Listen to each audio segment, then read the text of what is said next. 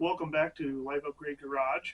Today we're going to kind of go over the plan for the car for the rest of the time, look at what's already been done, look at the parts that I already have, which isn't a lot, decide what we're going to do with the frame issue.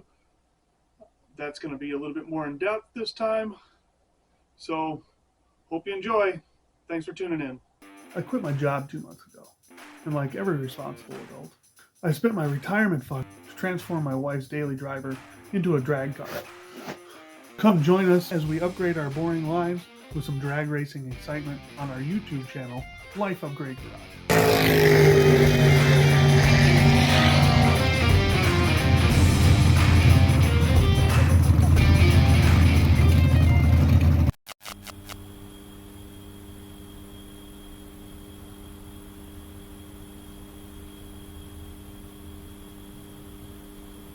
So this is an LY6 block, LS based engine. A lot of people call it an LS. Came out of a 2009, what you'd call a special needs bus or a mini bus. I got it cheap.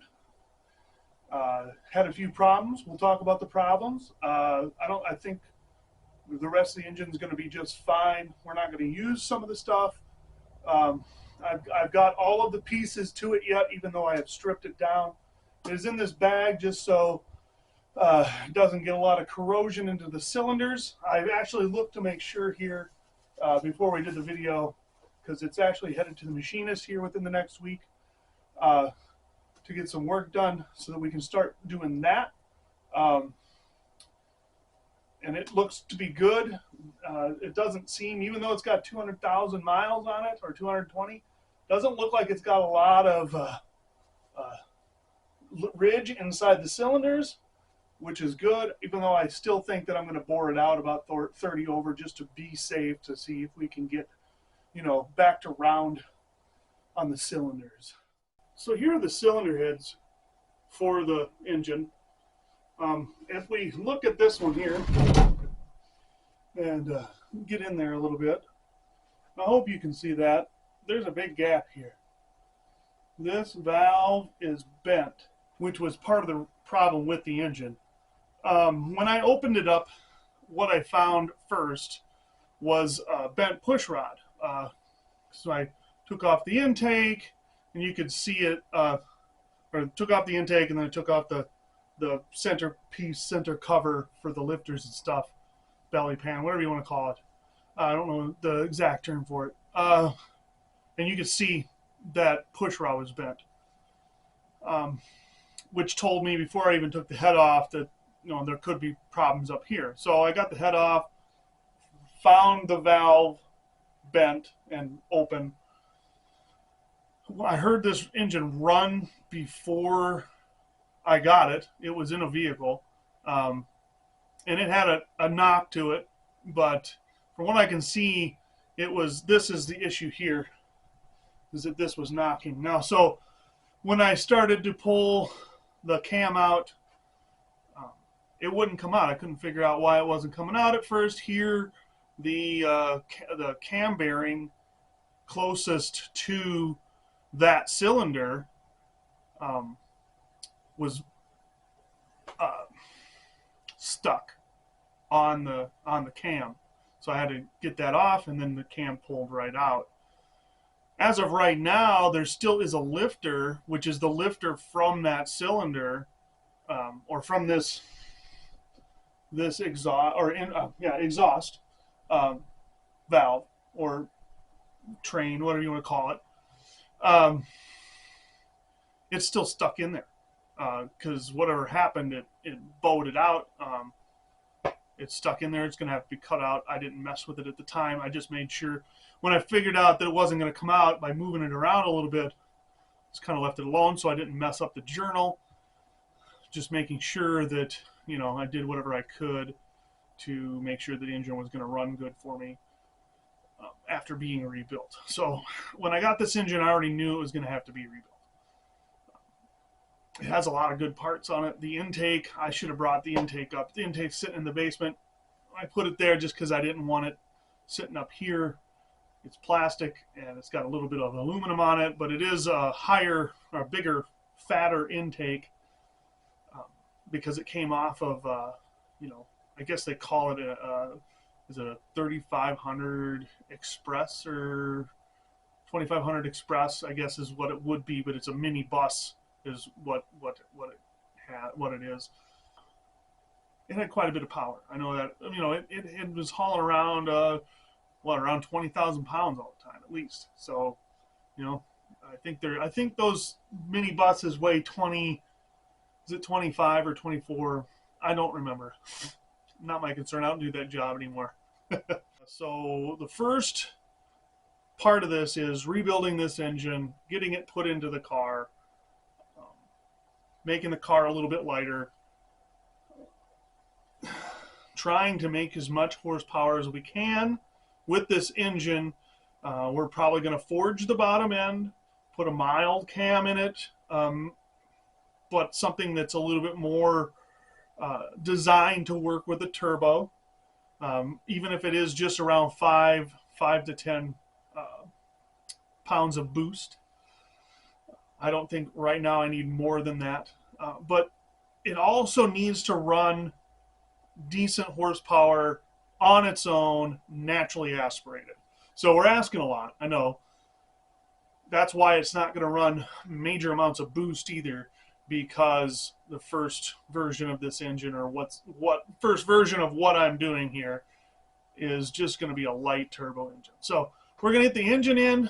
We're going to make it naturally aspirated. Probably next season I'll run it naturally aspirated. If we're able to do any of the drive and drag events, it'll be just naturally aspirated for those events. And then again, when we come to next winter, when it's starting to get cold up here and the race season is shutting down up here, then we're gonna tear it apart again, you know, and put the turbo system into it, as long as there's nothing major that needs to be done to the engine. Hopefully I won't wreck it in 1 year. That would be nice. We're trying to learn how to make something that is going to last us while we do a drag and drive event. So wasting the engine in 1 year is not a good idea. So I'm buying parts that are going to fit for both. Like headers. I'm buying shorty headers. I know most people say long tube headers make more power. That's fine. Right now, my concern is to get this car running first, and then we'll concern ourselves about making a premium power with it. It may not even be with this engine block. I don't know. We may end up changing engines along the way. That's fine. I mean, this is an adventure. That's what this is. This is us just having fun. Okay, so the next portion of this with the engine is obviously part of the reason we're changing and forging the bottom end is, you know, pistons have to be changed anyway, because this one was smacked around pretty good. I guess I could change that one, but like I said before, it's got 200,000 miles on it, so it doesn't make a lot of sense to me to keep these old rods and the crank. They might be good for somebody else. Somebody's building a stock engine, you know, that's perfect. I might try cleaning them up, selling them on eBay. Nothing's been done to them. The crank looks like it's in pretty good condition, even though some of the bearings that came out of it, you could tell were getting thin. The crank is still in great condition. It doesn't seem to have any ridges on it, and it doesn't have any discoloration or markings as if it was grinding severe metal to metal. So, like I said, this is I'm just showing the piston here. It's part of the reason we're changing all that out. I'm also going to bore it 30 over, like I said, so we needed to get rid of all this anyway. All right, so these are the engine mounts that came with it. They were already bolted to the engine. The guy didn't even bother saving them. The other engine that they had for it apparently already had them, so he just gave them to me. He said, if you can use them, use them. I don't think there's very much use for them for us in this application. they're pretty tall, right? We can't really use because of this here as well, right? I mean, that's not going to work right there anywhere on the car, especially not where it's supposed to be going. So what we're going to end up doing probably is making a plate right here. This is the one that will mount to the car. It mounts like this. This is supposed to be the engine side. I was looking, these holes here are fairly consistent this way.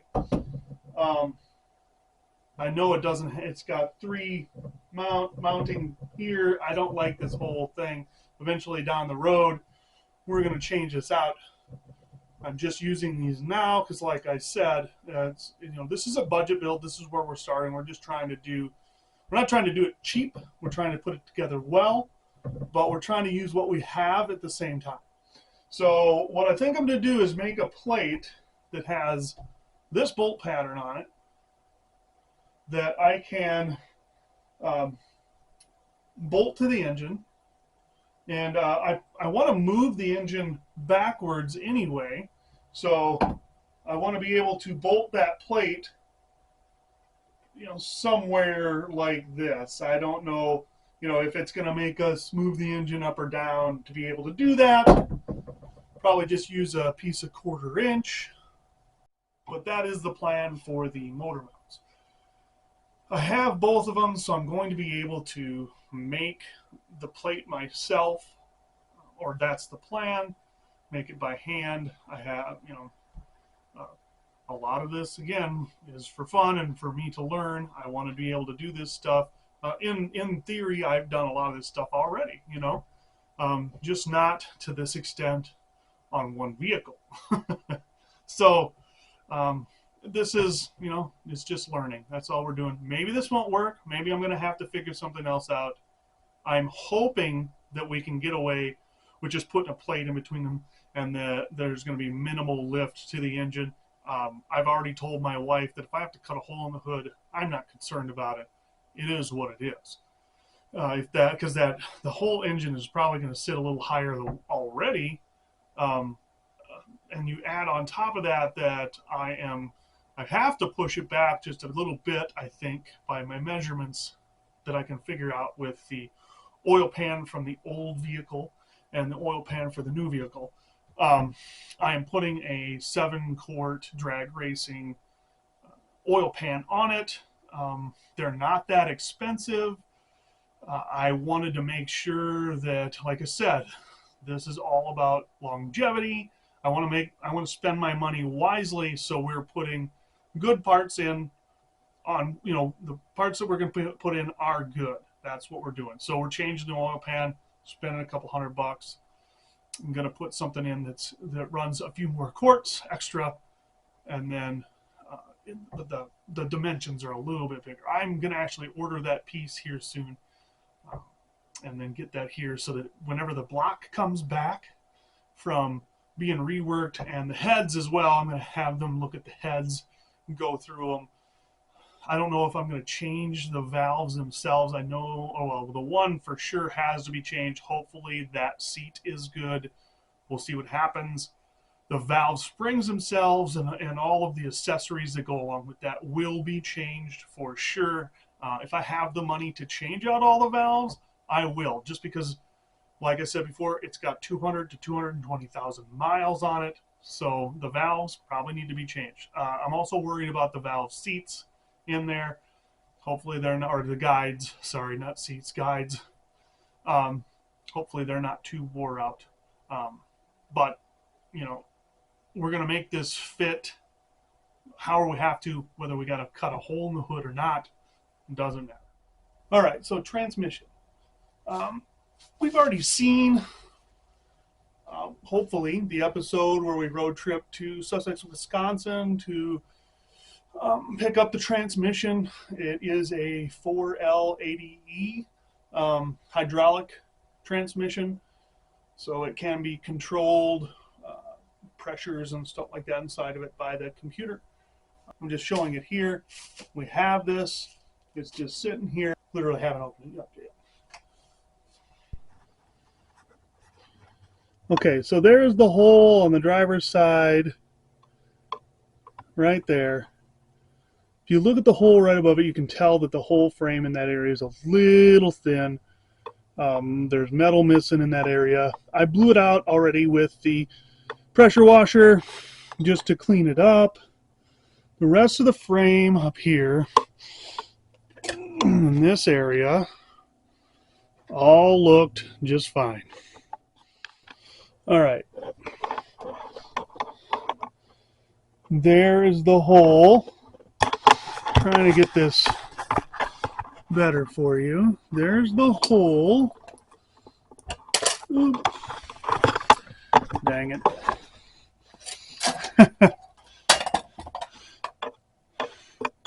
So there's the hole on the passenger side. Not too bad. Actually, the frame looks fairly decent. That one could probably be patched fairly easily. Up here again. Oop. All looked fine. It needs to be cleaned up, but it's not horrible, and it's pretty good.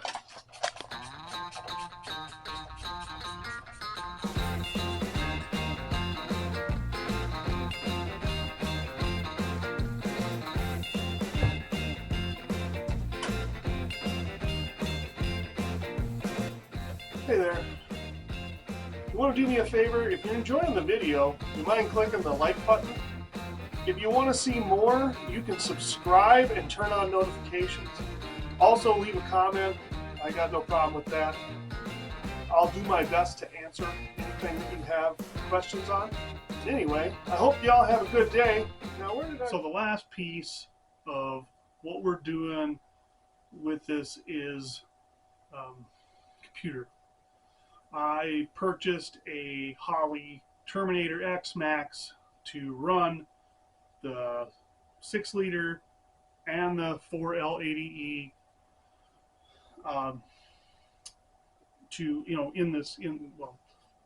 just put the whole thing in there and it changes, you don't have to use the stock computer. I wanted to go through the wiring on this car, but I don't know if I've got enough time or resources to do all that, so that'll maybe have to be in the next thing. So that means that the computer system, the old OBD1, is going to stay in there at least for now to run headlights and the blinkers and the windows or power windows. All that's still connected to that in there. It all runs through there, or most of it runs through there. And like brake systems on that, the airbag system's on there, even though we're probably not putting that back in. There'll be some computer tuning probably that has to be to get that oh no alarm to shut off, that there's nothing hooked up underneath the dash, so there's an emergency, but yeah. So the Terminator, hoping that it works out well. Seems to me that I've seen people do it and it seems to work out well for them. I'm hoping it's the same for us. It's going to be considerable change because we'll be able to tune, so I have to learn how to tune, and make it be able to run as we want it to down the drag strip. So it's going to be interesting. It took me a little bit, but I rummaged around in the basement and I found the intake. This is just a standard intake that you would get on a Silverado 2500 HD, or like I said, the 2500 Express van, which is the same thing as the special needs bus or minibus that this engine came out of. Couldn't find a lot. I was hoping they could find some torque specs on this, or specifications on anything that Chevy could tell us. I haven't been able to find a spec sheet on it yet.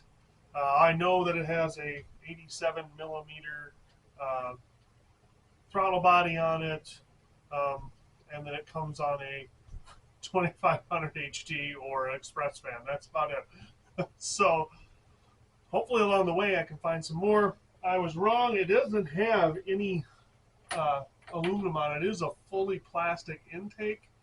I'm hoping to change this out. This will probably be one of the first things I change out if I can. That seems like something you could be able to change out in the middle of a race season or something like that, you know. So I'm going to be looking for something after we get the initial running going and I can save up a little bit of revenue to be able to, or not revenue, but resources, money-wise, to buy a new one and replace this or get something better. That's basically the plan right now. We're going to take that engine, mount it to that transmission, stick it in that car, try and delete as much wiring as we can and simplify systems. And I mean, we're adding in a bunch of wiring and all that kind of stuff. Getting rid of parts. I'm going to write up a whole list and put it on the wall. Maybe write it out on the windshield of the car. I don't know. I see other people do that. I'm not sure that I'm going to do that. I'll probably just, you know, make a list on the wall, and then I can check it off as I get things done. But that's it. The rest of this video, I'm going to show lifting up the car and checking out the frame. And then if anything changes with that whole situation, I will, well, it'll be or I'll have it on the rest of this video. So it is the week after Thanksgiving, the Monday after Thanksgiving.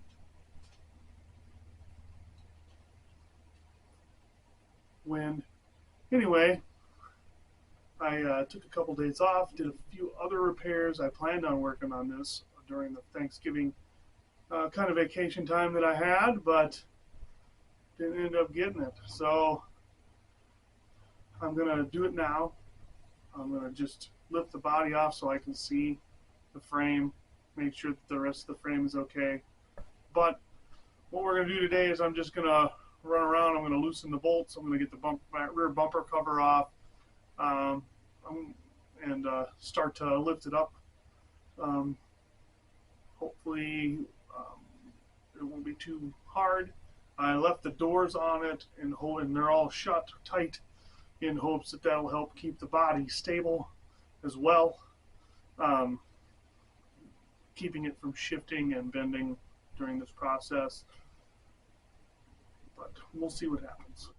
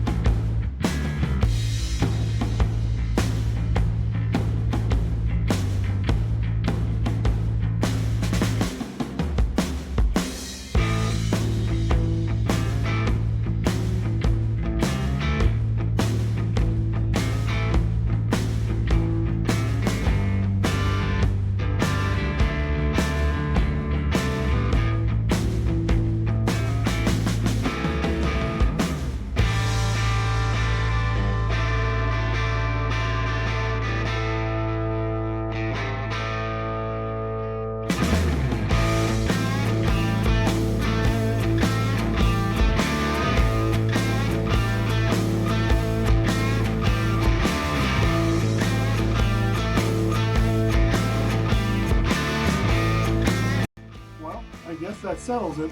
I'm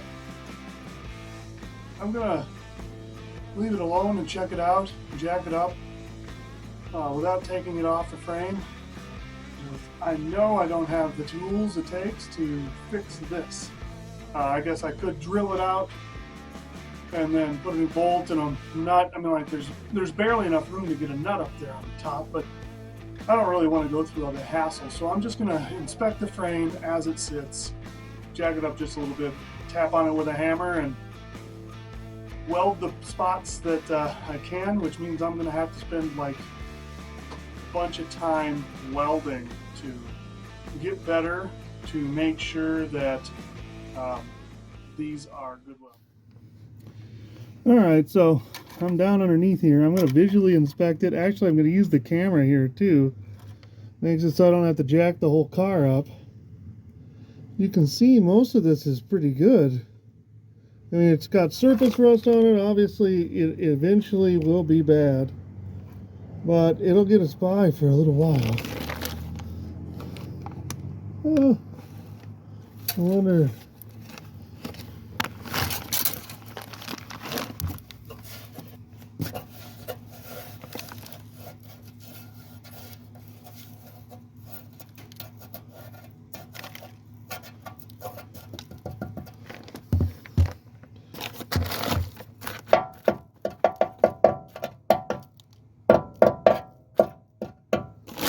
So, still doesn't sound horrible. What about that there? Ooh, look at that. Okay, so look at that section there. It doesn't look quite good, huh?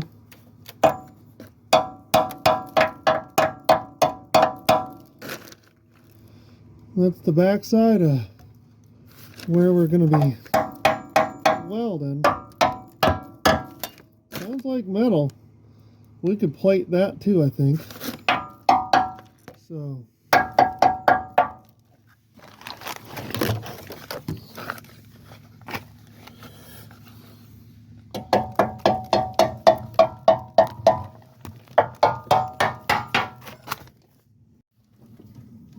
and here we got over the wheel.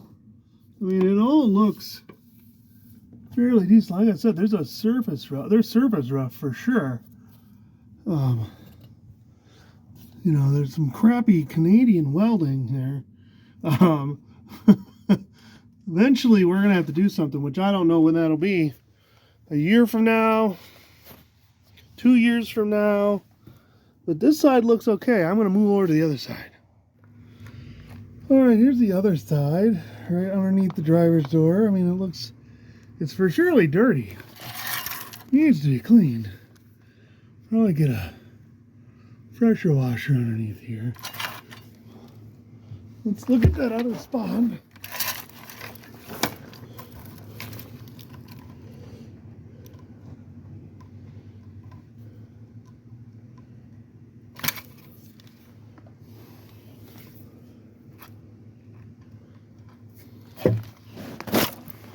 So, unless somebody's seeing something I'm not, I don't see anything that like shows that that's bad up in that corner. You know, a lot of this is dirty, needs to be cleaned, and it needs, you know, needs to be. We should have washed it better underneath before we brought it in here for winter to fix it. So, pretty close to the same on the other side. I'm gonna tap around and see what happens here.